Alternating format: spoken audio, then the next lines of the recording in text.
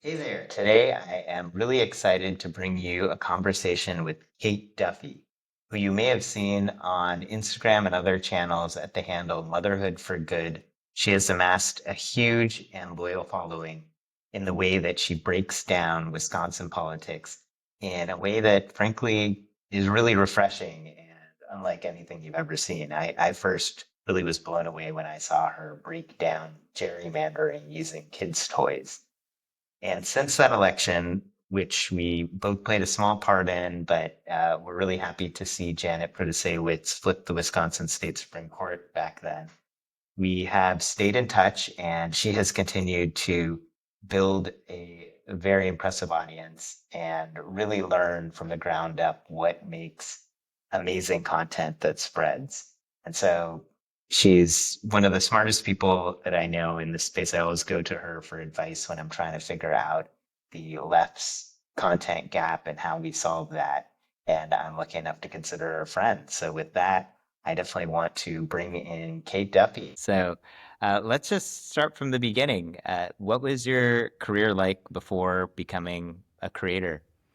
Yeah, so I like to say I'm like a complete accidental creator. I have worked in marketing for nearly 20 years, almost always in advertising agencies in a digital capacity. So I was like a digital producer, digital production, that type of thing, working on all different types of clients, from like egg to pork to like B2B, energy things, lots of different things. I did really like the business side and the data and the analytics of it, but I also loved the creative aspect of it. And I felt like being in production, you really get to, it's like budgets and timelines and spreadsheets and that, and you get to like make sure everything's still on schedule, but then also, you're working with the creatives and trying to hammer out an idea, and helping figure out how to bring their ideas to life. I was like, felt pretty good at it, but was not in love with what I was doing, I guess, or not getting a lot of purpose out of it. But then, 2022 was when Uvalde happened, and then Dobbs happened and Roe was overturned. Those were like back to back. And I just started paying more attention because I was not a political person at all. I mean, I like paid attention to the news and voted, but I had never volunteered or anything. And I don't even know, I don't think I knew who my like state reps were. I just knew like the more federal ones. So I started learning a lot more about it really early when I was trying to figure out like what I wanted. Like, I was like, I need to do something, but I don't know what to do. It seems like a really high bar to even like get involved and like just jump in. But that's when I had found Emily Amick, who had an account called Emily in Your Phone. And Yep. especially after Uvalde, she was telling people, okay, here are the bills that are out there. Here's the ones that have the best chance. Here's who you need to call. We need public pressure on this. This is what you need to push. I'd never even called my senators before. And thinking back now, it was so funny. I was like, so, I mean, my heart was like just pounding. Now it's so funny because it's just, I do it all the time and it's just staffers and they're just like, okay. And they're writing it down or marking it down. Um, but just that act of like being involved was so new to me. And so I started doing that. And then I knew that the Senate race here was going to be really big. I definitely, even though I wasn't political, I did not love Ron Johnson, as Yep. many, share that sentiment with me. Um, and I really liked Mandela Barnes and the campaign he was running, and that he was like, I think it actually made a big difference bringing me in, that he was just like a cool, down to earth, relatable candidate that was like younger. Um, and so I made an Instagram account called Moms for Mandela. Because I felt like even though his team was doing a really good job, but it was still like, um, I feel like it wasn't like breaking through. And I was trying to talk to some of my friends about like the high stakes of the Senate race and some of the other things. And they were just kind of like, yeah, I don't do politics. We all know those people. Um, and I just felt like, okay, well, I'm going to just create my own account so I can create the messages that I feel like I need and that I feel like my friends need. And so I started doing that and it just kind of like took off from there. It like grew really quickly in terms of, I mean, being just a Wisconsin thing and just to a singular race, it like just in the couple months it was up, it got to like almost 2,000 followers. So it was, and it was mostly Wisconsin women.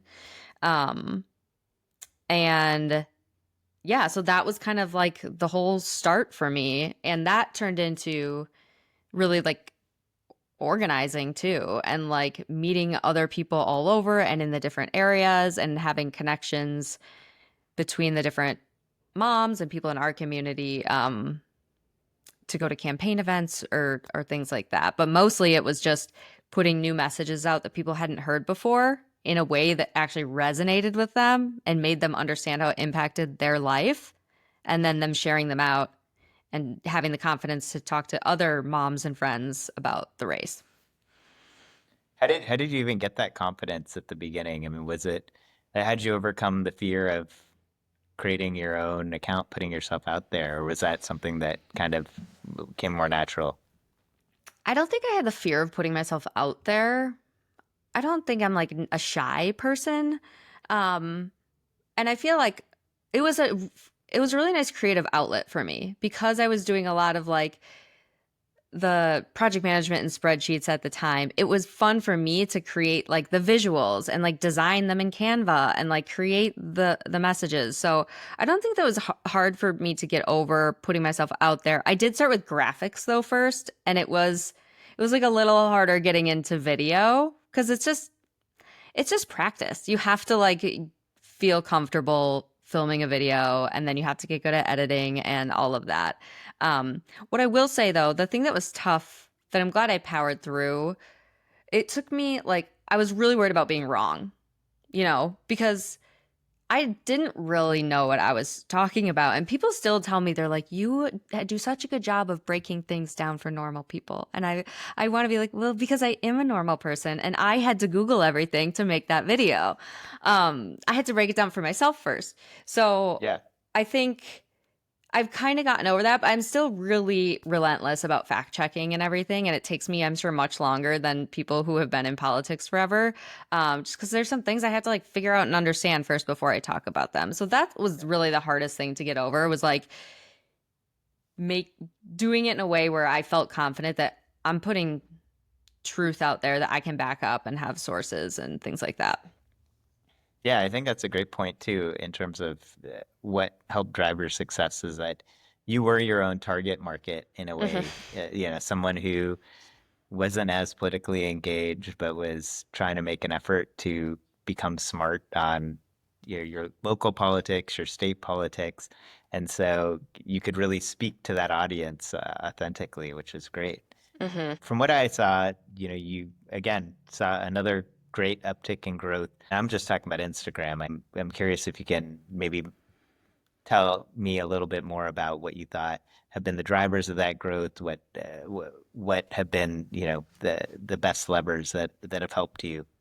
Yeah, well, and I think it's important actually to mention like the fact that you mentioned Instagram, I think is relevant to the story. And I also think it's relevant to like why I never really like got that connected with Wisdoms. It's because a lot of like campaign people now they're more on Instagram, but at that point they like there weren't that many people in the political sphere like paying attention to Instagram, right? But we all know that's where a lot of like moms and millennial women are.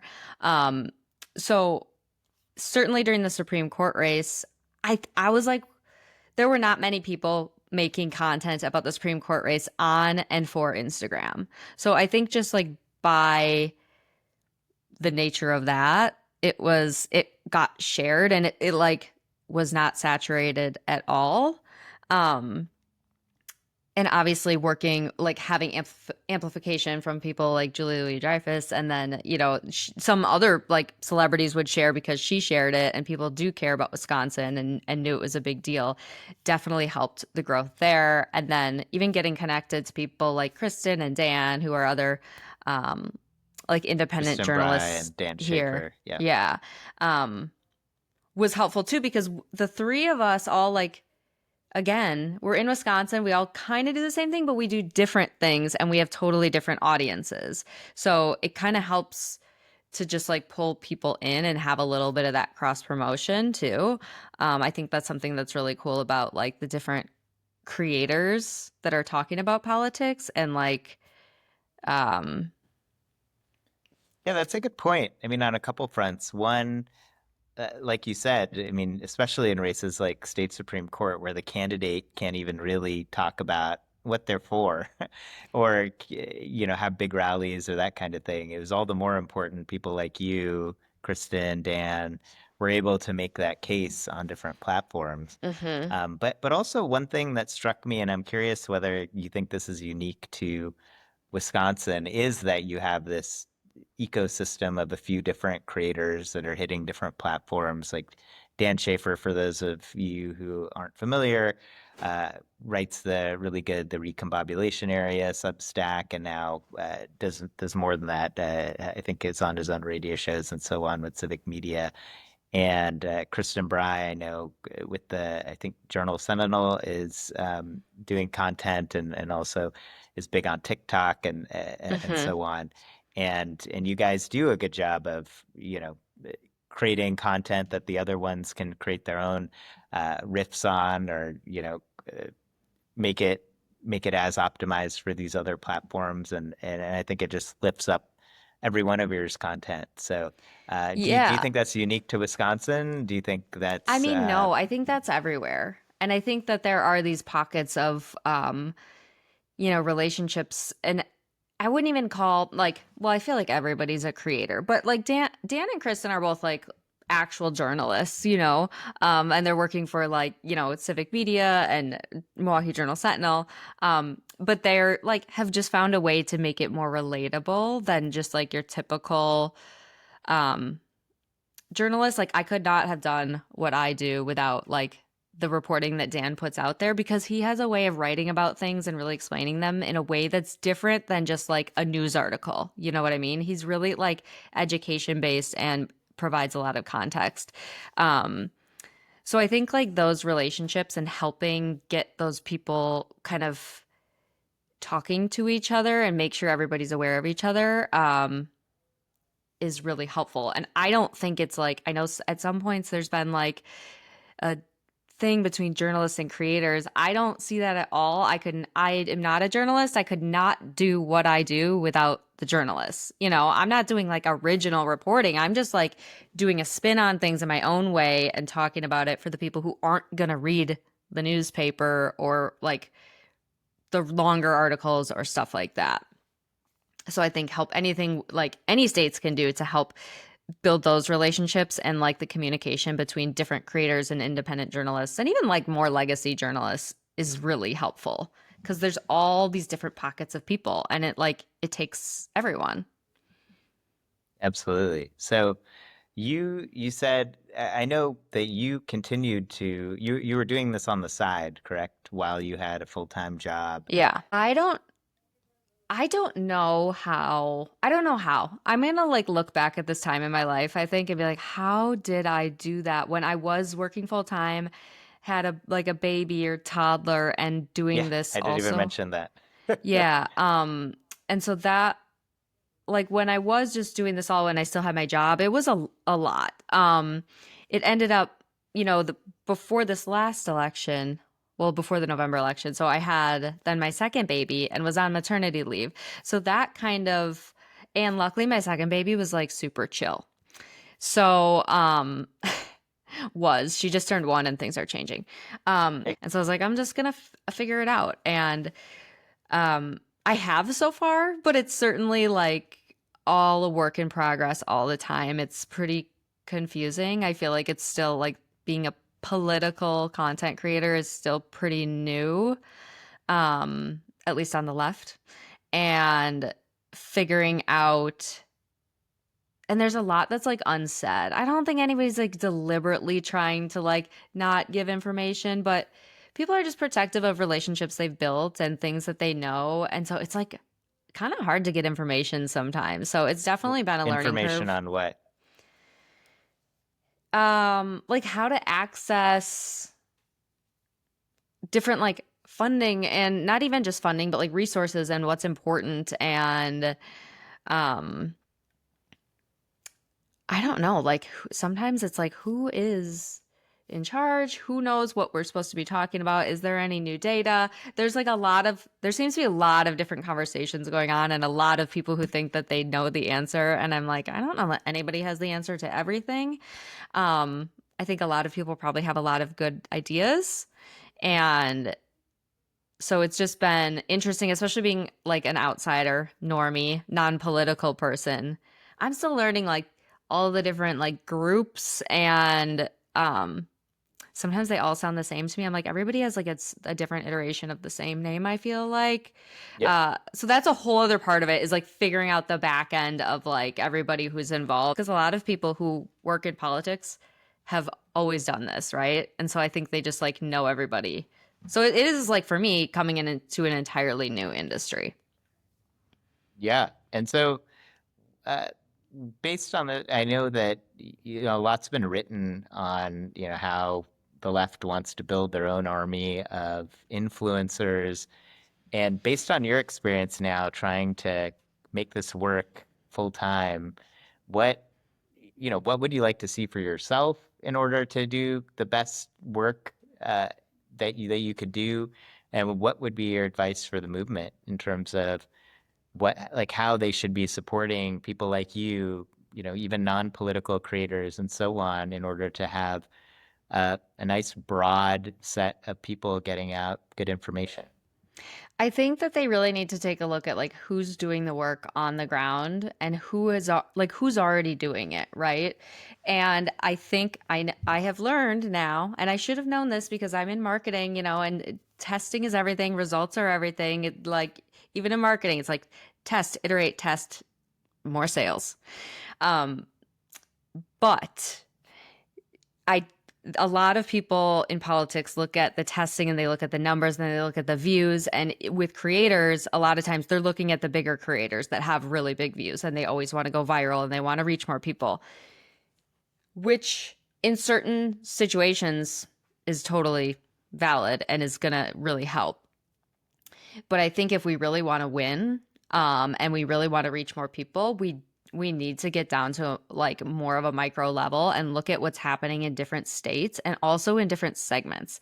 That's the one thing, and maybe this is just like my marketing advertising brain, but I'm like, when you start a new project, you're looking at like a brief and you're looking at the problem that needs to be solved. And then pretty much the second thing on the brief is like, who are we talking to? Who's the target audience? And it's a pretty defined like moms age 28 to 35 and they have this much money and like that's really well defined, and that's something I don't see a lot in politics. We're just trying to talk to everyone, and I think that the people who are kind of making decisions could learn a lot from looking at different creators who are talking to these different segments and at least for like a little bit, looking past the numbers, especially in some of the smaller states. And it's not really about like the following, but like how engaged the community is. Um, because like for me, I'm not, there may be a bigger creator for Wisconsin race, for instance, that's more national that puts out a story and they get a ton of views and they're driving donations. And that's great because we need donations. For me, like I'm driving votes. I'm like turning women out to vote who would not have otherwise gone out for a Supreme Court election in the spring. And there's a lot of value in that. And so what I'm working on now is just trying to make people see the value in that and that it looks different than just like, oh, it got this many views, it got this much reach. Um, but that can come too. I mean, like during this last Supreme Court race, the content I created, and it was over a few months, like I'm always starting pretty early and like building that up. And I also think repetition is really important. So I started a few months before and I like went through and pulled the reports on all of the content I created over the course of the election. And all of my content had over 5 million views and reached like over 2.5 million Wow. people. And my engagement rate was over 9%, which is like more than triple what is like considered a success. Wow. Um, but that's also because I've been building up this community and this audience for over 3 years now, too. And there's a lot of trust there, and a lot of people will like come and look for that and start to share it out like during election time. And they said about 100 million was spent on that race. I mean, how much came to creators like you? I mean, not enough. There was definitely like a couple opportunities, and I don't want to seem like ungrateful. You know what I mean? Because there was some great partners I worked with, and anybody who's like willing to invest in that, I just like am forever like have gratitude to. But also there were a lot of different groups I like met with who wanted to meet with me and wanted me to like pitch them stuff, and then like I wouldn't hear from them. Um and if they didn't think it was helpful for their audience, that's totally fine. But again, it's like, especially when we're all in the state, just like that's the other weird thing about being a creator too, is like there's not a lot of transparency about like what people are looking for or different prices that other creators are doing or using.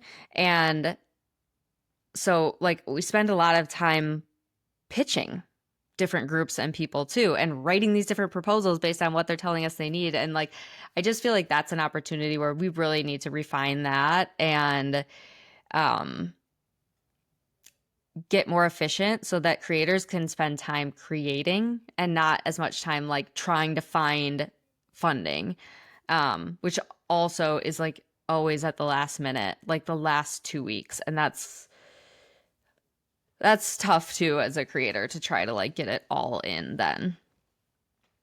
And we're now post-election. I don't think there's a major Wisconsin election for probably till the midterms. Um, so ideally for you, what what is making like how would financially it be structured so that you could keep doing what you're doing, you could empower other people, whether they be political creators or not? How would you draw it up? I am not sure. Like that's the question I'm trying to figure out really every day. Like something that works for people, but also works for people, like works for creators, works for investors or donors or the different groups. And I kind of go back and forth. And I'm like, being a creator, I'm structured like as an LLC, and I think of myself as like a media company. And in my mind, I almost think that there's like these media companies and um almost like Alex Cooper has like created a media company and brought other creators in who are talking about certain things. And I think something in that model is really interesting to me because it's like bringing in different creators, and maybe it's somebody on Instagram, maybe it's somebody on TikTok, maybe there's like a mom with a newsletter or somebody else, maybe it's different mediums, but people have this like niche, and then bringing them in and maybe it is like a monthly stipend so they can like focus on it a little bit more, but then also just like access to different resources and maybe even like, with some of the stuff there's like I have to run stuff by my lawyers too, which obviously is not cheap. And maybe there's like different ways that you could have like sort of a cohort in different states and set up structures that actually like help them. But I do think some sort of, and maybe the stipend is like less, but there's somebody like a researcher in that group who you can ping, the creators can ping to be like, hey, can I run this script by you? Can you like fill in the gaps? Because I think people forget that like creators do everything. I would have never done this if I realized honestly how much work it is and how hard it is. But it's like you're coming up with the idea, you are writing the script, you're checking all the facts, you're trying to figure out, make sure you like know what you're talking about. Like all the time, I wish I was just like selling hats or something, or like a skincare creator, Which you it do has too. all of its You own sell things. hats also. That's true. But that's the thing too. And maybe it's like Yeah. there are other like income streams. It's like I don't think anybody expects anybody to like pay totally for them, but to have Yeah. something of consistent um support there that helps the creators actually like do what they're good at and fill in the gaps where they're spending so much time on all this other stuff. And so you said research is one part of that you would like to have a little bit more help. Are there any other parts of, you could say editing, you could say, Yes, what other, editing for sure. Um, you know, it's not it's most expensive to like make content the first time. Repurposing is like less expensive, right? But when you're doing everything, and especially when it's like in election season and it's like down, like I'll post one video, but like I don't have the time to chop up the small little like pieces that end up going viral. It kills me to think of how much I leave on the table because I just like don't have time to go back and edit things. So I think like definitely editing. I like the graphic stuff. I kind of just like enjoy like tinkering around and doing that, but I'm sure there's some creators who don't like that as much. And I think when you're talking about politics, I've seen a lot of success with both videos and more of just like a graphic carousel approach, especially when it's like things you need to know or like here's about the candidates or anything like that. And not everybody likes to do both. So I think also having maybe access to like graphic designers or somebody to help plug in some of that, if it's somebody who likes to do video more, would be really helpful too. To like just remake the content into different formats. I love that. So I know we've talked about this a little bit about, there's a lot of uh, want for getting non-political creators, lifestyle Hmm. creators, people focus on things like sports or uh, you know, uh, beauty, other things like that, more involved or at least engaging. And what's been your experience there in terms of how we best can organize people to, learn and feel comfortable sharing here and there? Doesn't need to be their main pitch, obviously. But what are your thoughts there? I have so many thoughts there. I think that is the key. If we don't get the more like lifestyle creators, whether it's sports, makeup, whatever, into the fold, we will never win. Um, because I know this is hard for like very in the bubble Democrats to hear, but like most people don't know all this stuff or talk about it all the time. It's just like a lot of the left messaging is like people Democrats talking to other Democrats who are also very plugged in. Like we Yeah. have to break through that. That's why I get so kind of like riled up sometimes is because I am one of those people on the outside and sometimes I just like see this stuff and hear people talking. I'm like, "Oh my gosh, guys, we got to move on. Nobody cares except like us."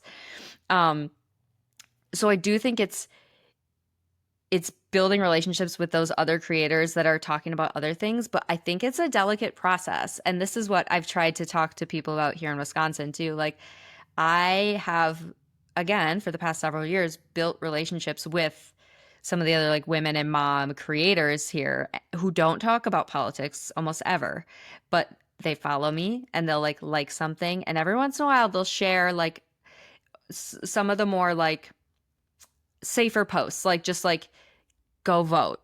Don't forget to request your absentee ballot. Something that like seems a little bit less partisan. So when I'm creating content too, I make some of it is I mean, sometimes I am like super radical left lunatic.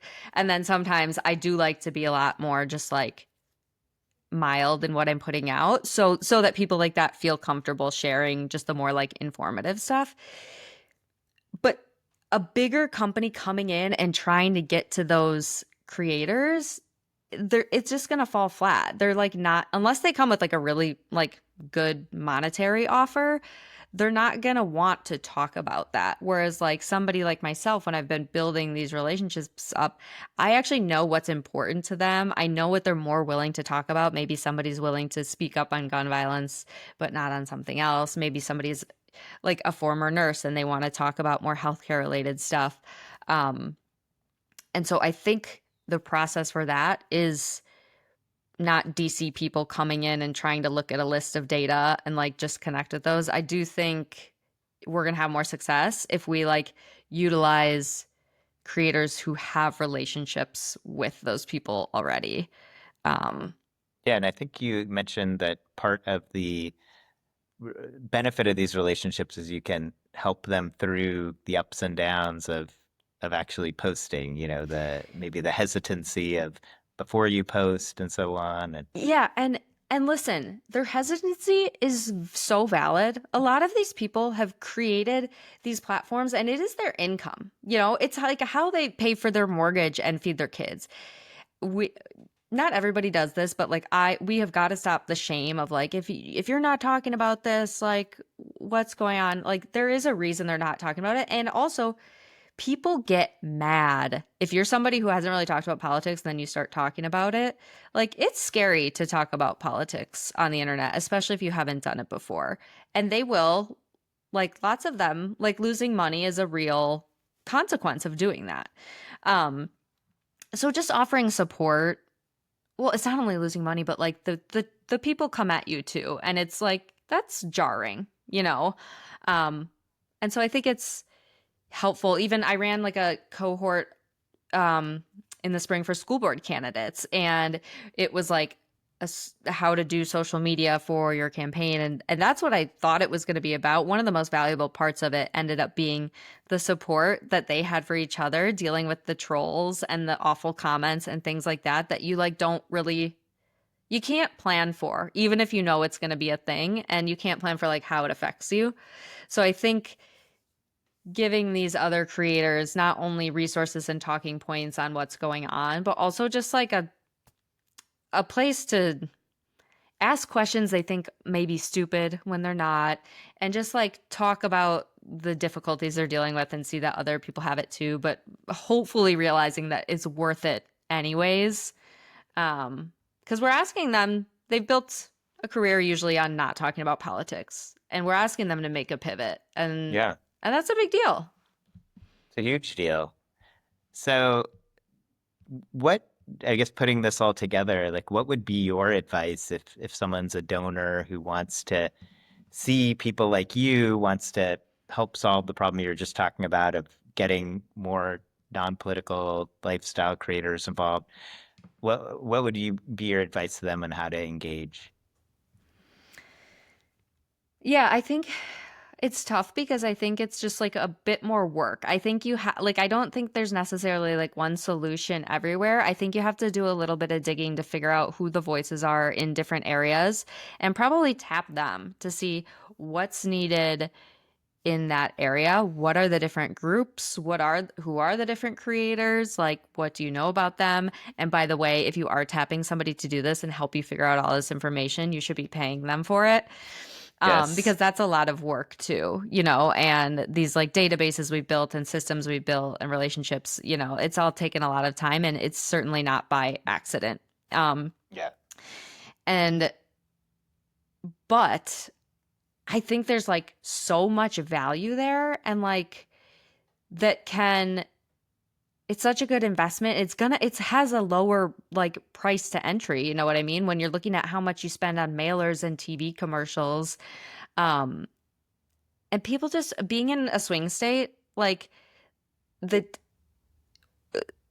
I can't see us going on for much longer with like the whole TV strategy as it has been. Every single person I talk to on both sides is like, this has got to stop. Like, they're bad and they're constant and they play when our kids are around. Um, and so I think we really need to start looking at other options. And I think that like tuning into the creators and the people talking about it, um, is such a great way to do that with such an amazing like potential for ROI. And then I think like the other thing I will say is just like going back to like, but it has to be a little bit of a trust the process. And you have to go on vibes a little bit because I think people look for, even in digital, message testing and, oh, we did this and which tested better. Whereas when you're working with creators, there can be some of that, but also it's just like organic. And that's harder to like look at numbers for, but it takes time of just like talking about things in an organic way and building up the trust and eventually turning out more votes. I mean, Wisconsin was the only swing state where more white women voted for Harris than Trump. Wow, I didn't And know that. and honestly, I think that that's because of the work I and other women have been doing in the state for the past several years. Um, and so I think it really can be worth it. It's just it's a little more work, but it doesn't have to be all their work. And I like to think of that like telling that to like the DNC people too. It's like you don't have to do everything. In fact, you shouldn't do everything because it's not gonna like you couldn't possibly because you can't think like that. And that's what the right does. They plug into different people who already have these networks and these communities and this trust, and they kind of just let her ride, you know? Yeah, no, I totally think you've hit on really good takeaways there. I think, you guys are so close to the ground. I mean, you're seeing what has engagement, what doesn't, and not leveraging that is a huge miss. And you know what else is a huge miss, actually? A lot of us are just doing organic content and never boosting it or anything like that. But like plugging into some of these creators and seeing actually if you can put some money behind boosting some of the messages and targeting them to certain like key counties or areas where you need to turn out votes. That is a huge untapped thing on the left, I think. Love it. Yeah, as someone with a background in digital ads, that's huge. And yeah, we need to talk more about that in another Yeah. conversation. So, thanks again, Kate, for taking the time. There's a lot to chew on here, and I think you have. Yeah, I mean, you're a unicorn in just how you've been able to grow your different channels through just really authentic, creative content. I think uh, the fact you came from a marketing background is really interesting, and you clearly have leveraged that a lot. And yeah, I'm really interested to continue talking more and seeing how we can build on a lot of the ideas that you're saying in terms of creating the pathway for creators like you and even lifestyle creators and so on to just talk more about this, create more content, and so on. So, Yeah. thanks Thank again you for so taking much the for time. having me. And I mean, just having this conversation because this is, these open-minded conversations and learning about new people is how I think we're really gonna make a difference moving forward. Absolutely. Cool. Well, have a good rest of your weekend and great job on the gardening content, by the way. Keep it up. Thank you. Thank you.